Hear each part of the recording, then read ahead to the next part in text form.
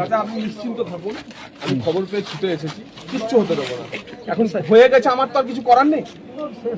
ঠিক আছে, হয়ে গেছে যখন আর কিছু, আমি তৃণমূলের কি দায়িত্ব আছে? আপনার ছেলে টেলে আছে নাকি? ছেলে কি?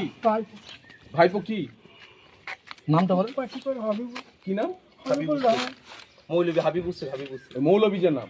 ও খুব জ্বালিয়েছে তো একটা সময়, পাবলিকে হয়তো সেই কারণে খুব জ্বালিয়েছে। আর একে কলার ধরেছিল, আপনার ভাইপো একেই কলার ধরেছিল, এইখানে আটকে রেখেছিল, গাছে এইখানে ভরে রেখেছিল, আটকে রেখেছিল আমাদের কার্যকর্তাদের 8-10 ঘন্টা। ওইগুলোও ভুলে যান, আমরাও ভুলে যাচ্ছি কি ঘটনা ঘটেছে। নতুন করে শুরু হচ্ছে। চরম অত্যাচার করেছে আপনার ভাইপো, সেটাও ঠিক, আপনিও জানেন সেটা কি অত্যাচার করেছে।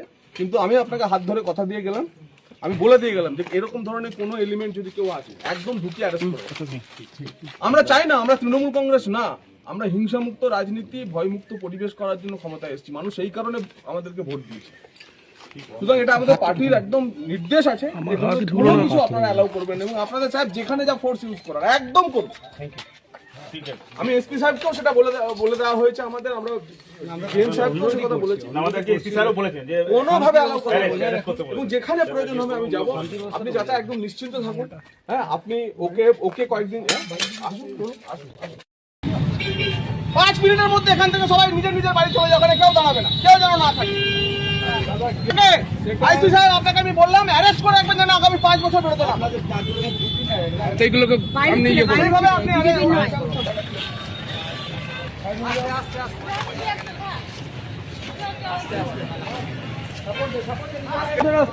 আপনারা ভিতরে যান। ওকে হাতে বেঁচা, ওকে হাতে বেঁচা। যাও পার্টি অফিসে গিয়ে পতাকা যথাস্থানে রাখবেন, অন্য কোনো পার্টির অফিসের সামনে পতাকা লাগাবেন। মোবাইল নিয়ে কি করছিস? ঠিক আছে না?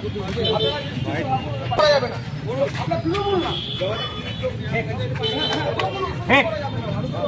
হিংসামুক্ত রাজনীতি, ভয়মুক্ত পরিবেশ তৈরি করার আমাদের ব্যথা আছে।